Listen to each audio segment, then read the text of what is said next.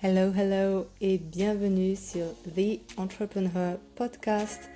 Je m'appelle Héloïse et sur le podcast, je t'accompagne à travers mon expérience et des clés concrètes pour t'épanouir pleinement en tant qu'entrepreneur.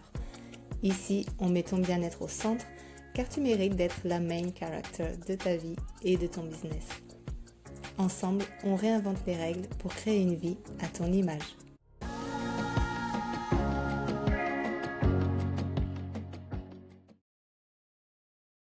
Hello et bienvenue dans un nouvel épisode de The Entrepreneur Podcast. Je suis vraiment ravie de te retrouver après une petite pause pour parler wellness, mindful business et mindset. J'avais vraiment besoin de prendre un petit temps off du podcast, mais je vais t'expliquer pourquoi dans quelques instants.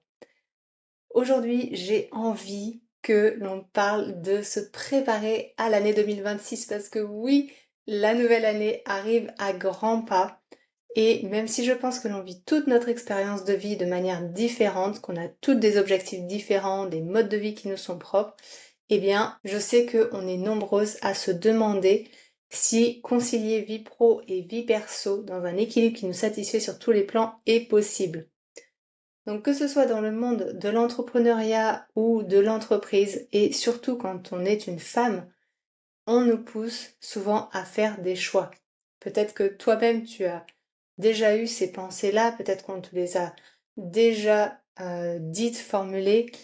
Donc forcément, je sais que ça peut nous mettre mal à l'aise de parler de ce sujet-là, de l'équilibre vie pro, vie perso, parce que on nous a souvent bassiné que si tu faisais le choix de l'un, il fallait sacrifier l'autre. Sacrifier par exemple le sommeil et les loisirs pour être plus productive. Sacrifier le temps en famille pour la croissance de l'entreprise. Moi, j'ai envie de croire que cette vision-là, elle est dépassée. J'ai envie de croire que tu peux non seulement faire grandir ton business ou t'épanouir en entreprise, mais aussi designer ta vie de rêve en parallèle, sans t'épuiser ni te sentir coupable. Parce que je suis d'avis qu'on n'a pas à choisir entre pizza et gâteau au chocolat, parce que les deux sont trop bons. C'est vrai quoi. En revanche, je pense que ce n'est pas dans les termes qu'on nous a toujours appris que tu pourras réussir à travailler cet équilibre. C'est pour ça que dans cet épisode, on va venir redéfinir ensemble ce que ça veut dire d'avoir, entre guillemets, tout, comment tu peux créer ta version de ta vie de rêve et surtout, comment ton bien-être peut en être l'amplificateur au lieu d'être un obstacle afin de faire de 2026 l'année de ta réussite, de ton expansion et de ton glow-up. Mais avant de commencer, je voulais t'annoncer que justement, j'ai pris un petit temps off du podcast pour pouvoir créer quelque chose de spécial. Donc si tu recherches un guide complet pour créer ta vision, pour planifier avec intention et transformer ton mindset grâce aux conseils que je vais te partager dans cet épisode, sache que j'ai créé un bundle spécial rien que pour toi. Il s'agit du Reset Ritual Bundle qui comprend un guide et un workbook pour t'accompagner à n'importe quel moment de l'année pour atteindre tes objectifs sans t'oublier dans le process. Un guide de journaling également pour up-level ton identité et viendront s'ajouter prochainement un Mindset Workbook pour lever les blocages mentaux qui sont sur ta route et des audios de méditation pour travailler la partie subconsciente. Donc je suis vraiment super contente d'avoir pu consacrer du temps à la création de ce produit pour t'accompagner parce que je sais que ça a vraiment changé les choses pour toi. Et si tu veux justement en savoir plus sur le Reset Ritual Bundle, je te mets le lien dans la description de l'épisode. Tu auras accès à un preview de ce qui t'attend dedans et il est en prix promo à moins 40% jusqu'au 14 décembre. Donc fonce le découvrir avant qu'il ne soit trop tard. Donc j'ai envie de commencer cet épisode en déconstruisant un petit peu l'idée de ce qu'on appelle tout avoir. Le premier obstacle à franchir, c'est forcément de redéfinir ce que cette expression signifie. Quand on dit avoir tout, qu'est-ce que ça veut dire au juste? Si on suit les dictates des réseaux sociaux, tout avoir, entre guillemets, c'est avoir la maison Pinterest, les revenus à 6 chiffres, le corps tonique, une routine bien huilée, une vie sociale épanouie, des enfants parfaitement éduqués, des voyages, des bains moussants, des lancements de produits magiques. Bref, chaque aspect de notre vie est parfait tout le temps puisque nous le sommes. Mais malheureusement, avoir cette trop grande vision d'un seul coup, ça peut faire peur à certaines et ça peut bloquer parce que tu te dis qu'il y a trop de choses à faire d'un coup et que tu ne sais pas par où commencer. C'est comme quand tu dois faire le tri dans ta maison. Si tu y passes toute une journée, tu seras tellement crevé à la fin que tu n'auras pas envie de recommencer le lendemain. Sauf si tu es une férue du tri et de Marie Kondo, mais en ce qui me concerne, si je fais ça, je suis dégoûtée pour 6 mois minimum. Ok, je touche plus à rien et je veux plus en entendre parler. Le souci, c'est que cette version idéalisée vient souvent, comme je te le disais, de l'extérieur, de ce qu'on voit autour de soi dans les médias, sur les réseaux sociaux. Et on oublie que avoir tout, ça ne veut rien dire si ce n'est pas aligné avec soi. Et donc tout avoir, c'est finalement avoir suffisamment de ce qui compte vraiment pour toi dans chaque domaine. C'est une question de priorité consciente et aussi de trouver ta satisfaction. Pas d'une liste de cases à cocher dictée par la société. Ce que tout avoir signifie pour toi, c'est unique à toi-même. Pour certaines, tout avoir, ça peut signifier travailler 20 heures par semaine et voyager 6 mois par an. Pour d'autres, c'est avoir un business qui leur permet de déposer leurs enfants à l'école tous les matins et de gagner suffisamment pour se sentir confortable. C'est ta définition propre qui compte. Donc j'ai envie de te guider dans un mini exercice et je voudrais te demander, si tu n'es pas en train de conduire, si tu n'es pas en train de travailler sur quelque chose en particulier, de fermer les yeux et de te demander: si j'avais tout ce que je veux profondément, à quoi ressemblerait ma vie? Pas ce que tu penses que tu devrais vouloir, mais plutôt ce que ton intuition te murmure. Parce que c'est à partir de là qu'on construit une vie vraiment alignée. Donc je te laisse quelques minutes pour essayer de visualiser tout ça, de ressentir aussi ce que chaque image amène comme émotion, comme sensation dans ton corps.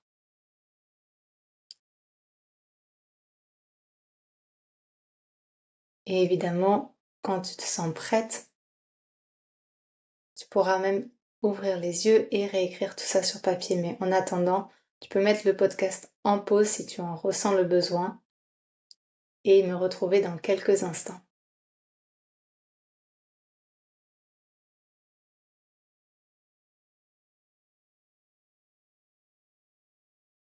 La deuxième chose que je veux aborder dans cet épisode, c'est le mythe que le succès professionnel précède à la vie de rêve.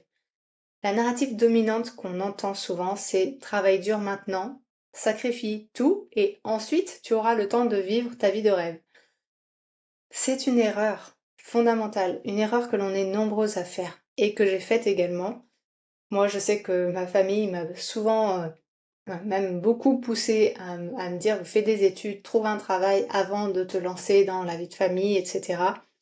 Et le souci, c'est que c'est une vision en fait qui est très masculine. Et beaucoup de femmes entrepreneurs et carriéristes recréent sans s'en rendre compte cette version masculine de la productivité, où on se surcharge aussi dans nos plannings, où on a des objectifs rigides, où on met en place des stratégies qui nous épuisent, où on se focus sur finalement plus être présente dans notre business qu'être présente dans notre vie et que finalement on se perd dans notre business ou dans notre entreprise, dans nos objectifs de carrière, plutôt que faire fleurir en nous ce qui va vraiment nous soutenir et nous faire du bien.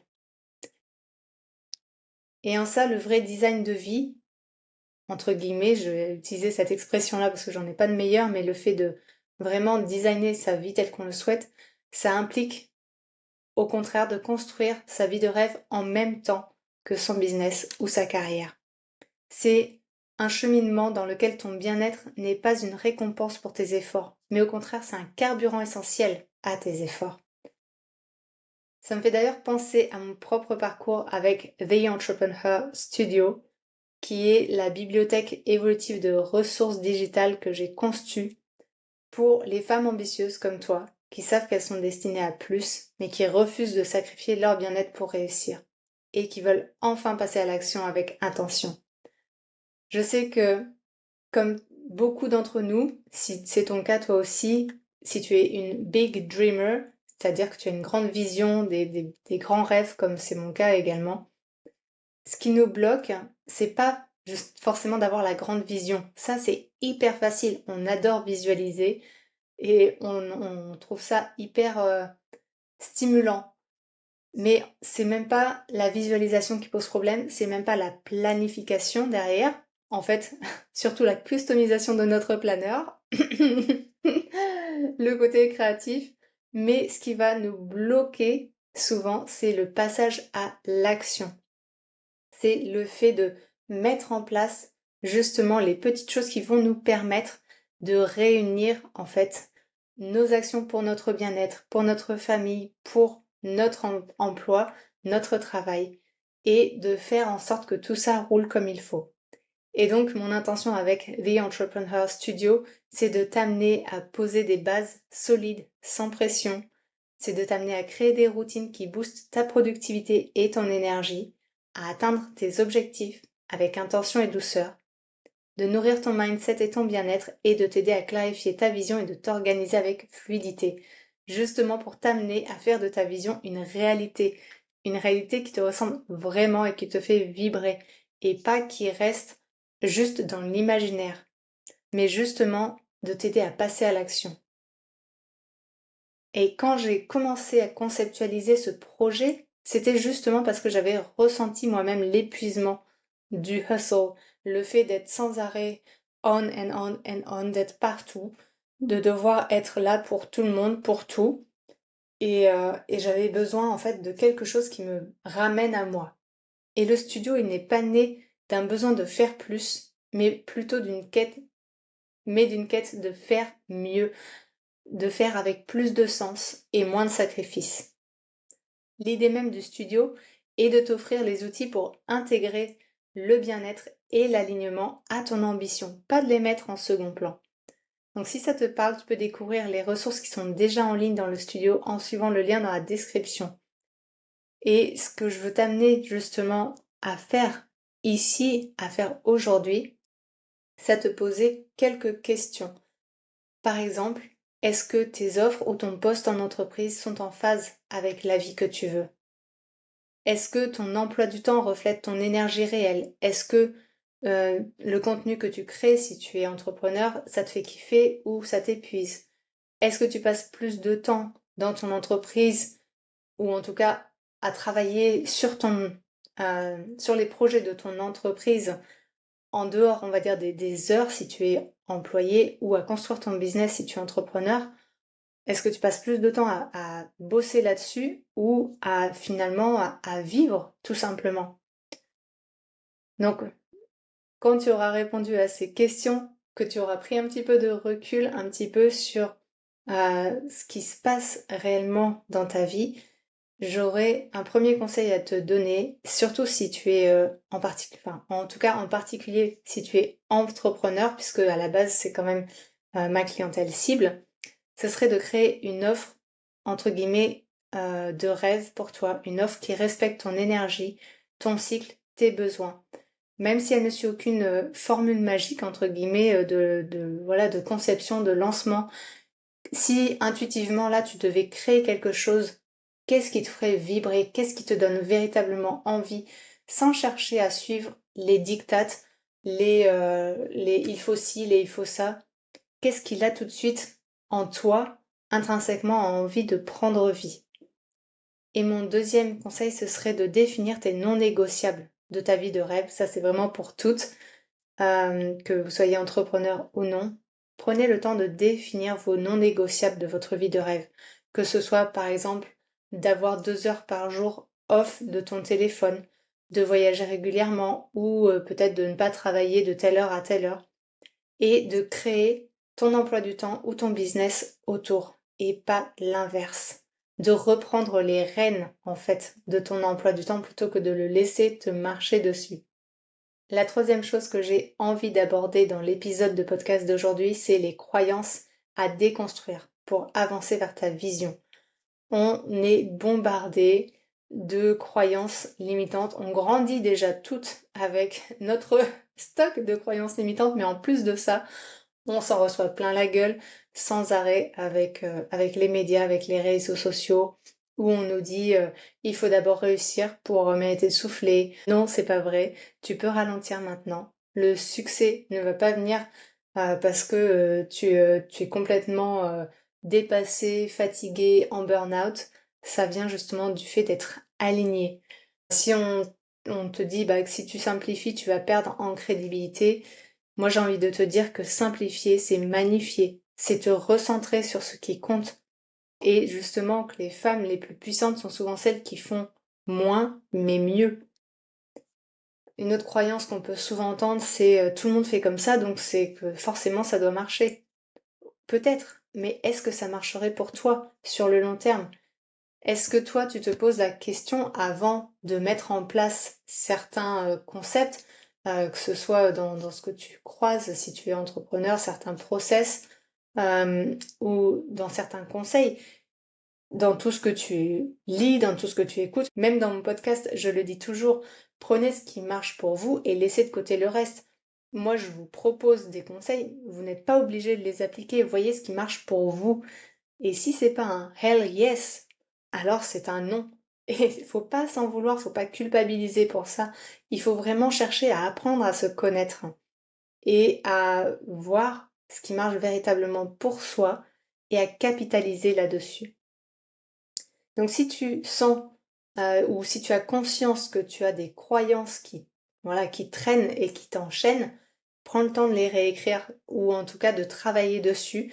Par exemple, si tu as la croyance de je dois poster tous les jours sinon je perds en visibilité, écris à côté justement ta nouvelle croyance, que ce soit, je ne sais pas, mon énergie magnétise même si je poste une fois par semaine avec intention, ou bien mes clientes fidèles me trouvent, peu importe la fréquence à laquelle je poste.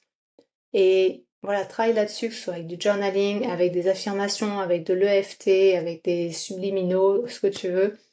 Comme je le disais, je vais uploader des affirmations et des subliminaux et un mindset workbook sur le Reset Ritual Bundle. Donc voilà, ça peut être un, comment dire, une des routes à suivre pour t'aider à travailler là-dessus.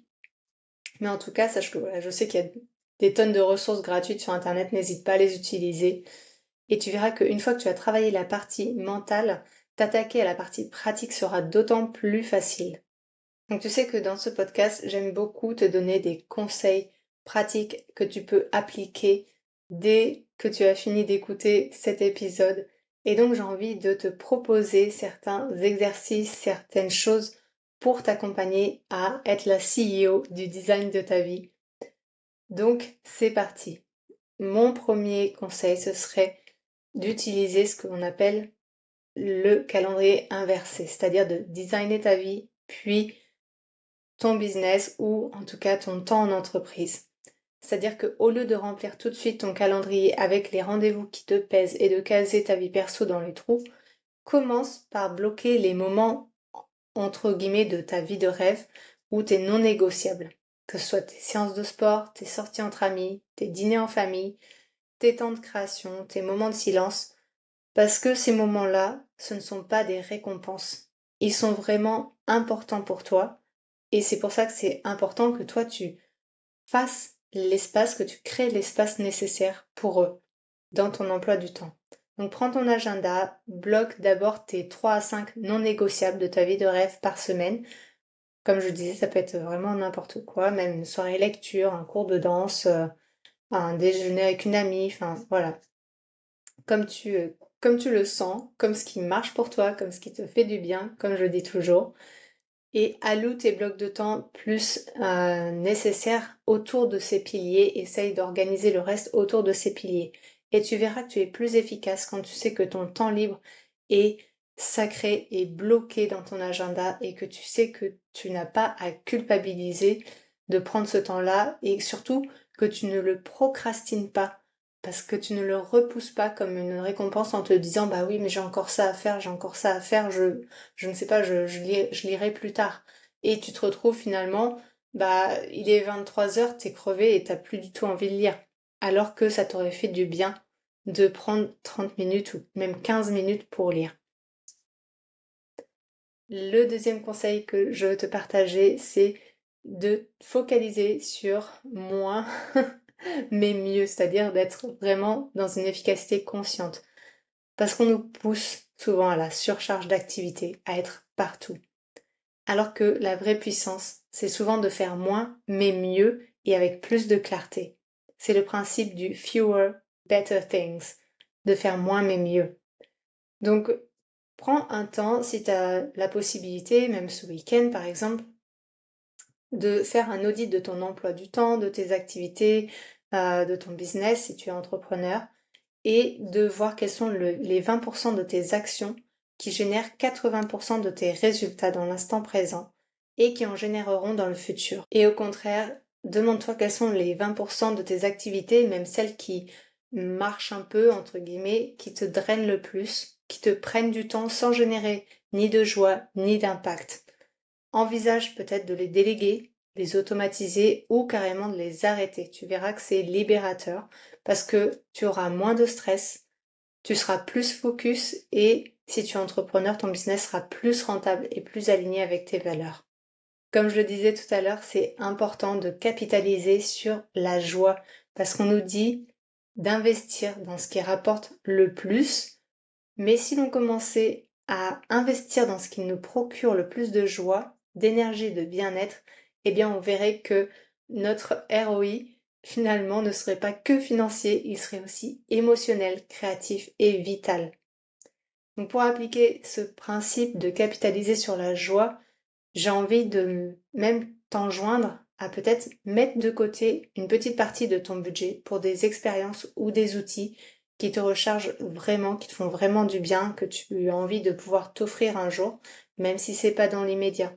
Si tu as envie de te payer peut-être un massage ou une formation qui te passionne, si tu as envie de faire un voyage ou d'engager un coach ou une coach, bref, n'hésite pas à investir aussi dans ce qui te fait du bien et à mettre de côté pour ça, même si ce sont des petites sommes, tu verras qu'au bout d'un moment, tu seras contente de pouvoir te payer justement cette activité-là ou bien ce voyage ou en tout cas cette sortie, quelque chose qui va vraiment t'amener à t'épanouir.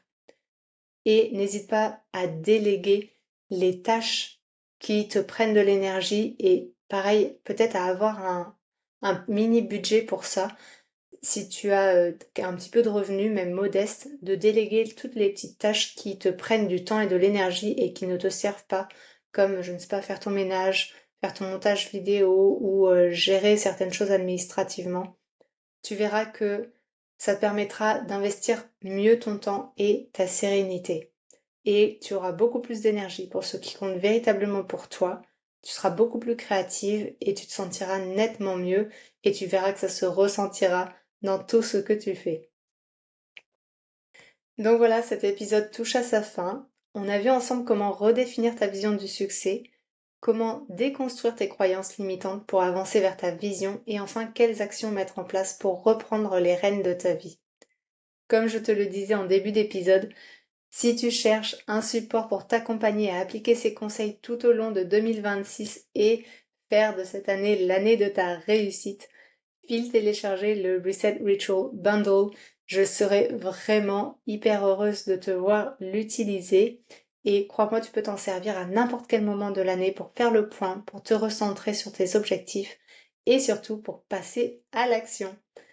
Merci beaucoup d'avoir écouté cet épisode. Si tu l'as aimé, pense à laisser un avis ou un commentaire, à t'abonner pour ne rien manquer et on se retrouve très vite pour un nouvel épisode. Bye bye!